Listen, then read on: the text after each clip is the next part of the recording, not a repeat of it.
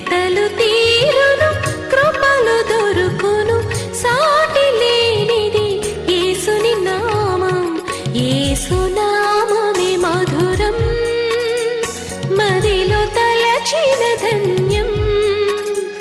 యేసునామమే మధురం. ప్రభువునందు ప్రియమైన దేవుని బిడ్డలారా, నేటి వాక్య ధ్యానం కొరకు ప్రార్థిద్దాం. ప్రతి ఉదయం 11:30, ప్రతి రాత్రి 9:30 గంటలకు ఇదే ఛానల్లో వాక్యోపదేశాలు కొనసాగుతున్నాయి. అక్టోబర్ నాటికి బైబిల్ 3వ పర్యాయం పూర్తి కావాలి. ప్రయత్నిస్తున్నాను, సహకారం కోరుతున్నాను. స్టూడియో నిర్మాణం చేస్తున్నాం. తద్వారా భారతదేశ భాషలన్నింటిలోకి యేసే పరిష్కారం అనువదించాలి. అది యూట్యూబ్ ఛానల్ ద్వారా ప్రతి భాష ప్రజలు క్రీస్తు యేసునందు విశ్వాసం ఉంచినట్లు రక్షించబడినటువంటి వారు అద్భుతమైనటువంటి ఆధ్యాత్మిక కృప ఎదుగుదలకు వచ్చేటట్లు మేము ప్రయత్నం చేస్తున్నాం. వీటిల్లో మీ సహకారం కావాలి. ప్రార్థించుకుందాం. మమ్మలను మికిలిగా ప్రేమిస్తున్న తండ్రి, వందనాలు. తీతుకు పత్రిక ధ్యానము దీవెనగా అనుగ్రహించము. ఎపిసోడ్ సహకారులను పంపించము. యేసు నామాన్ని అడుగుచున్నాము తండ్రి, ఆమేన్. ప్రియమైన దేవుని బిడ్డలారా, తీతుకు పత్రిక 2వ అధ్యాయము. నిన్నటి దినం మనము అధ్యాయమంతా చదువుకున్నాం. వీటిలో నుంచి కొన్ని మాటలు స్పెషల్ వర్డ్స్ మీ ముందు ఉంచుతున్నాను. పరపక్షమున ఉన్నవాడు మనలను విమర్శించుటకు సిగ్గుపడేటట్లుగా మనము సత్కార్యముల విషయము మాదిరిగా ఉండవలెను. ఇది నన్ను బహుగా ఆకర్షించిన మాట. మాదిరి కనపరుచుకో. If you are a true Christian, you must be example అని. నువ్వు మాదిరిగా ఉండాలి. పాదిరి నీవు మందకు మాదిరి అని ఒక ఆర్టికల్ రాశాను. పాదిరి మందకు నీవు మంచి మాదిరి. మందకు మాదిరిగా ఉండాలి మనం. అదే పౌలు తీతునకు సెలవిస్తున్నది. మంచి సత్కార్యములు చేయాలి. సత్కార్యములు చేయుట క్రైస్తవుని ధర్మం. ఎందుకంటే వారు తమ దేవుని కలిగి ఉన్నారు.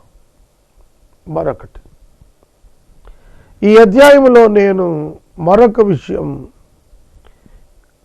గమనించినటువంటిది ఏమిటి అనగా, మన యొక్క జీవితము దేవునికి ఆమోదయోగ్యమైన జీవితంగా ఉండాలి. అదే చెప్పాడు. అన్ని కార్యముల యందు యజమానులను సంతోషపెట్టుట. పరలోకపు యజమానుని సంతోషపెట్టు తత్వమున్నవాడు భూమి మీద ఉన్న తన యజమానుల పట్ల శ్రద్ధ వహిస్తాడు. తర్వాత మరొక మాట ఇందులో నేను గమనించింది. యేసుక్రీస్తు ప్రభువు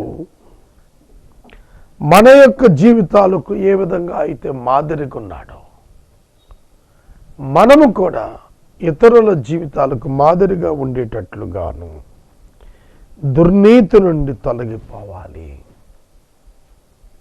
దుర్నీతి మన జీవితంలో ఉండకూడదనే పాఠం ఇది చాలా ప్రాముఖ్యమైనటువంటిదిగా మనం తెలుసుకోగలిగాము. 3వ అధ్యాయానికి వెళదాము. 3వ అధ్యాయం. అధిపతులకును అధికారులకును లోబడి విధేయులుగా ఉండాలి. ప్రతి సత్కార్యము చేయుటకు సిద్ధపడి ఉండాలి. మనుషులందరి ఎడల సత్యమైన సాత్వికం కనపరుస్తూ ఎవరిని దూషింపక జగడమాడిన వారుగా శాంతులుగా ఉండాలని వారికి జ్ఞాపకం చేయుము. అధిపతులకు అధికారులకు లోబడి ఉండాలి. క్రైస్తవుడు ప్రభుత్వముపై తిరుగుబాటు చేయకూడదు. ప్రభుత్వము దేవుని చేత అనుగ్రహించబడితేనే వస్తుంది. కనుక ప్రభుత్వమునకు లోబడి ఉండాలి, విధేయులుగా ఉండాలి. నీ జనుల అధిపతిని నిందించవద్దని ధర్మశాస్త్రములో వ్రాయబడి ఉన్నది అని పౌలు గారు తెలియచేశాడు. గుర్తుపెట్టుకోండి, నీ జనుల అధికారిని నిందింపకూడదు. ప్రతి అధికారి సమాజ క్షేమం శ్రేయస్సు కొరకు పనిచేస్తారు. That is the nature of their duty. ఆ డ్యూటీని బట్టి వారిని గౌరవించండి. వారిని ఒక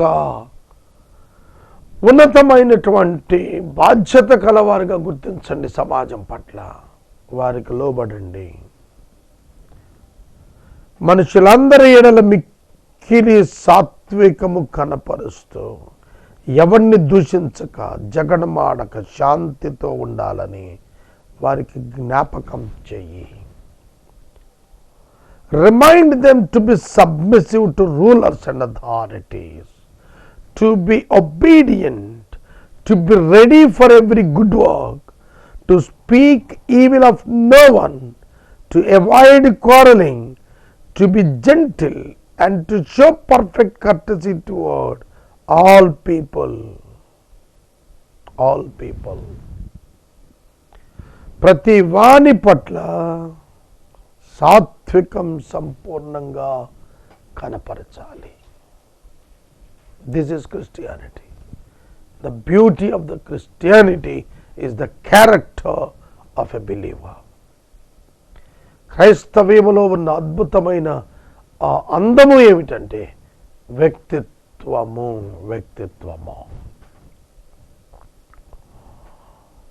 ఎందుకనగా మనము కూడా మునుపు అవివేకులము, అవిధేయులము, మోసపోయిన వారమును, నానా విధములైన దురాశలకును భోగములకును దాసులమై ఉండి దుష్టత్వమునందును అసూయయందును కాలము గడుపుచు అసహ్యులమై ఒకరిని ఒకడు ద్వేషించచ్చు ఉంటిమి. కానీ ఎలా ఉన్నారంట? ద్వేషిస్తున్నారంట. ఒకరిని ఒకడు ద్వేషిస్తున్నాడు. వారి లక్షణాలు ఎలా ఉన్నాయట? వారి లక్షణములు ఎట్లున్నాయంటే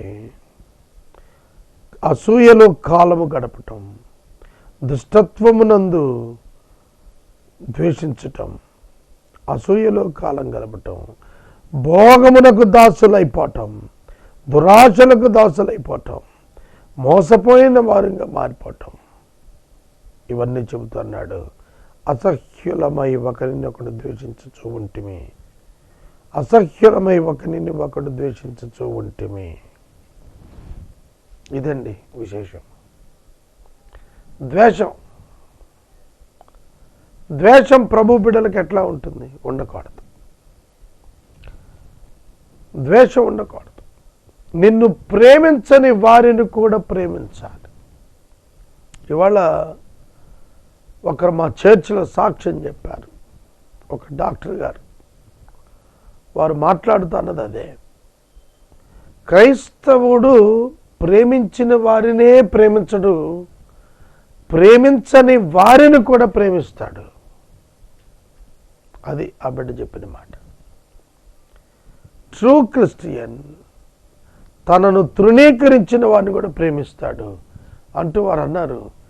ప్రేమించుట మాత్రమే తెలిసినవాడు క్రైస్తవుడు. క్రైస్తవుడు అనగా ప్రేమించుట మాత్రమే తెలిసినవాడుగా ఉండాలి. అనగా శాంతము, జగడమాడని, దూషించని మరియు సంపూర్ణ సాత్వికము కనపరిచే సిద్ధముతో ఉన్నటువంటి వాడు క్రైస్తవుడు. ఈ రాత్రి వాక్యం వింటున్నారు. మీ జీవితాలను ఒకసారి ఆలోచించుకోండి. శాంతముతో ఉన్నారా? నేను చాలాసార్లు చెప్పాను, మళ్ళీ చెబుతున్నాను. ఒక ఆయన నాతో మాట్లాడుతూ, అయ్యా మీరు టీవీలో శాంతిని గురించి ప్రసంగిస్తున్నప్పుడు మీ ముఖములో ఆ ప్రసన్నత, ఆ శాంతి మేము చూడలేదన్నాడు. You are talking about peace, but you are not look that you have the peace in your heart. శాంతిని గురించి మాట్లాడుతున్నారు, కానీ శాంతి మీ గుండెల్లో ఉన్నట్టు మాకు కనబట్టం లేదండి. It is true friends. పరిశుద్ధ లేఖనాలు ఏమని చెబుతున్నాయి? మన రక్షకుడు గురించి ఏమని చెబుతున్నాయి? మన రక్షకుడైన దేవుని యొక్క దయయు మనుషుల ఎడల ఆయనకున్న ప్రేమయు ప్రత్యక్షమైనప్పుడు మనము నీతిని అనుసరించి చేసిన క్రియ మూలముగా కాక తన కనికరము చొప్పున పునర్జన్మ సంబంధ స్నానము ద్వారా పరిశుద్ధాత్మ మనకు నూతన స్వభావం కలుగు చేయటం ద్వారా మనలను రక్షించిన. మన రక్షణకు కారణము మన క్రియలు కాదు, మన నీతి కాదు, ఆయన ఉచిత కృప, ఆయన చేసినటువంటి పునర్జన్మ సంబంధ స్నానం, పరిశుద్ధాత్మ అనుగ్రహించి నూతన స్వభావం కలుగజేయటం ద్వారా మనల్ని రక్షించాడు. పాతవి గతించెను, సమస్తము క్రొత్తవాయెను. పాతవి గతించెను, ఇదిగో సమస్తము క్రొత్తవి ఆయను. ఎప్పుడైతే మన యొక్క జీవితాల్లో మనం మన క్రియలను బట్టి కాక, మన నీతిని బట్టి కాక, కనికరం చొప్పున మనం జ్ఞాపకం చేసుకోబడ్డామని నమ్ముతామో అప్పుడు సరైన త్రోవలో మనం ఉన్నట్లు. అలా కాకుండా నా క్రియల వల్ల నేను అని ఎప్పుడు అంచనా వేసుకుంటావో అప్పుడు నీవు నష్టపోతావు. మనం ఆయన కృప వలన నీతిమంతులమని తీర్చబడి నిత్య జీవమును గూర్చిన నిరీక్షణను బట్టి దానికి వారసులమొకటికై ఆ పరిశుద్ధాత్మను మన రక్షకుడైన యేసు ద్వారా మన మీద సమృద్ధిగా కృమ్మరించెను. పరిశుద్ధాత్ముని యొక్క కృమ్మరింపు మన కొరకు, మన నిమిత్తం, మన జీవితాల పైన ఆయన కనికరం ఉండేటట్లు కృమ్మరించబడింది అని అన్నాడు. సహోదరుడా, సహోదరి,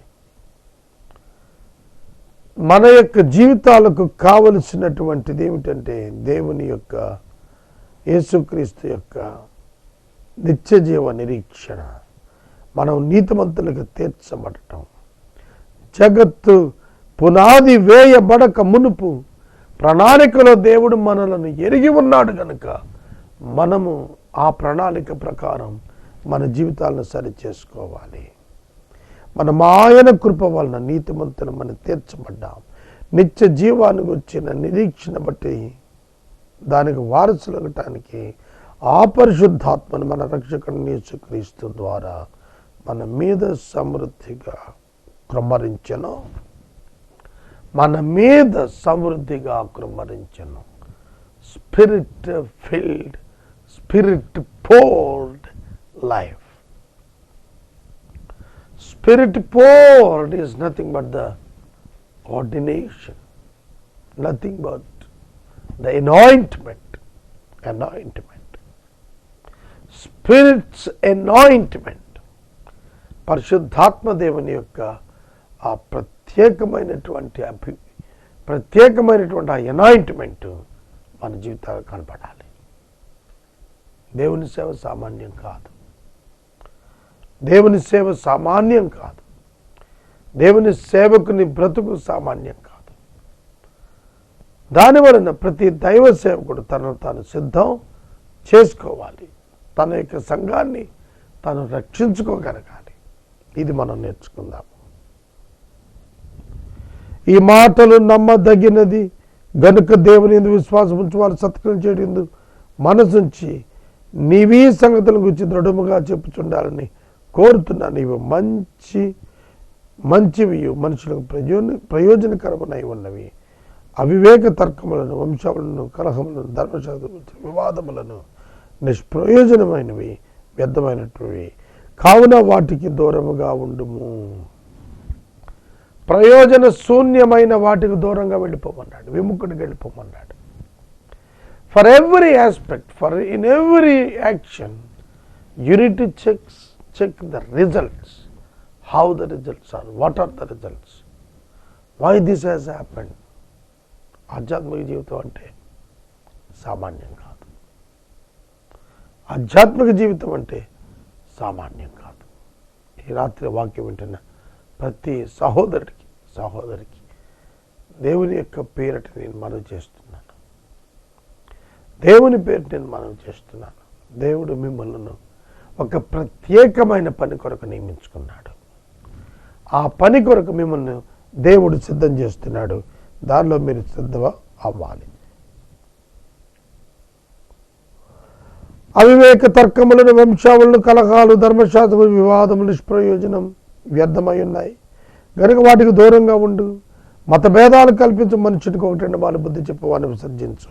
అట్టివాడు మార్గం తప్పి తనకు తానే శిక్ష విధించుకున్నాడు. పాపం చేస్తున్నాడని నీవు ఎరుగదు. మతభేదాలు కలిగించేవాడు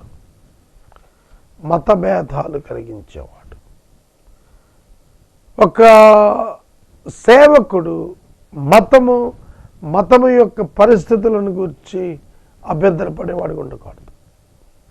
మతభేదం సృష్టించి ఈ మతం తక్కువ, ఆ మతం తక్కువ ఎక్కువ అని బోధతో ప్రజలను కన్ఫ్యూజ్ చేయకూడదు. ఇవాళ స్టేట్ ఆఫ్ మైండ్ ఇవాళ ఎక్కడ చూసినా కనపడుతుంది. నికోపోలిలో సాయంకాలం గడపాలని నేను నిర్ణయించుకున్నాను కనుక నేను అర్థమానైనా తుకింకునైనాను నీ యొద్దకు పంపినప్పుడు అక్కడికి నా యొద్దకు వచ్చుటకు ప్రయత్నం చేయము. ధర్మశాస్త్ర వేది అయిన జేనామి అపోలోను శీఘ్రంగా పంపము. వారికి ఏమీ తక్కువ లేకుండా చూడము. మనవారు నిష్ప్రయోజకులు కాకుండానట్లు అవసరాన్ని బట్టి సమయోచితంగా సత్క్రియలు శ్రద్ధగా చేయుటకు నేర్పము. మనవారు అని అంటాడు ఇక్కడ. ఎవరు మనవారు? మనవారును నిష్ఫలులు కాకుండా నిమిత్తం. The people who related to both of them, who were baptised through them, they were called as their own. వారి సొంత వారిగా పిలువబడ్డారు, వారి సొంత వ్యక్తులుగా పిలువబడ్డారు. అటువంటి జాగ్రత్తగా కాపాడుకోమన్నాడు. మన వాళ్ళు నిష్ఫలులు కాకూడదు, సత్క్రియలో శ్రద్ధగా ఉండాలా. That should be proved. నా యుద్ధ ఉన్న వారందరూ నీకు వందనాలు చెబుతున్నారు. విశ్వాసాన్ని బట్టి మమ్మను ప్రేమించు వారికి మా వందనములు తెలియచేయండి. కృప మీ అందరికీ తోడై ఉండును గాక. నా యుద్ధ ఉన్న వారందరూ వందనాలు చేస్తున్నారు. ఎవరున్నారు? అతని శిష్యులు, అతను ప్రేమించిన వారు, అతనిని చెరసాల నుండి బయటకు వచ్చిన తర్వాత అతన్ని వెంబడిస్తున్న వారు, వారందరి ఎదుట పౌలు గారు చెబుతున్నాడు. విశ్వాసాన్ని బట్టి మిమ్మల్ని ప్రేమించు వారికి మా వందనాలు చెప్పండి. ప్రభువు కృప మీకు తోడై ఉంటుంది. ఇది ఘనమైనటువంటి పత్రిక. Church in belief and church in attitude, church in action, church in future ఏ విధంగా ఉండాలో ఈ వచనాలన్నింటిలో మనం చూడగలిగాము. 7వ వచనంలో ఉన్నటువంటి మాటలలో నీతిమంతులని తీర్చబడి అనే దానికి అనుబంధంగా కృప వలన అని పెట్టాడు. కృప వలన నీతిమంతులము. మనము క్రియ వలన కాదు. క్రియ వలన నీతిమంతులని లోకం చెప్పుకుంటుంది. మనం కృప వలన నీతిమంతులము అని చెప్పుకుంటాం. క్రైస్తవుడు క్రియ చేత నీతిమంతుడని ఎంచబడటం లేదు, కానీ విశ్వాసము చేత నీతిమంతుడని ఎంచబడతాడు. కృప చేత విశ్వాసములో స్థిరపడతాడు. కాబట్టి మన జీవితాల్లో కృప యొక్క ప్రాధాన్యత మనం గుర్తెరగాలి. తదుపరి క్రీస్తు ద్వారా మన మీద పరిశుద్ధాత్మను మన రక్షకుడైన యేసుక్రీస్తు ద్వారా సమృద్ధిగా కృమ్మరించాడు.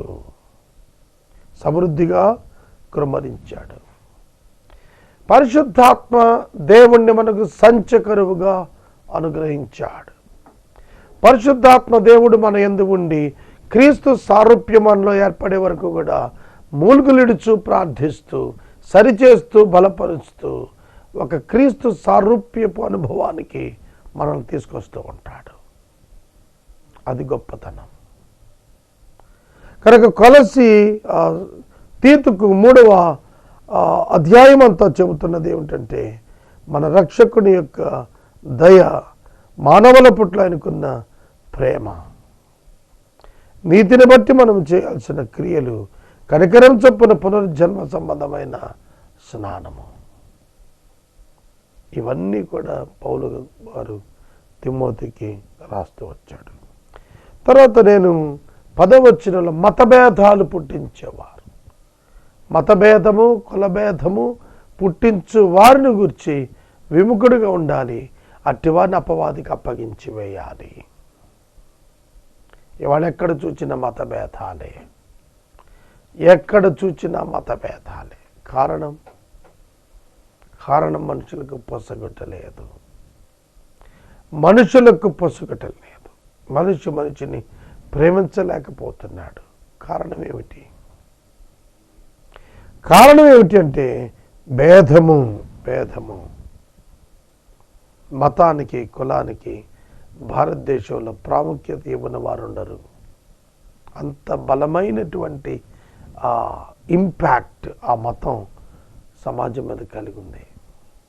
ప్రతి మతము ఆ మతం యొక్క వారిని సంస్కరించుకోవటానికి ఏర్పడ్డామని చెప్పి మరొకరితో భేదం పెట్టి మరొకరిని త్యజించటం అనేది దారుణమైన విషయం. అట్టి వారిని అప్పగించమన్నాడు. అపవాదికి అప్పగించుకోండి. కనుక ఈ అధ్యాయాలు మనం చూస్తున్నప్పుడు తను మార్గం తప్పిపోయి తనకు తానే శిక్ష విధించుకున్న వాడే పాపం చేస్తున్నాడు.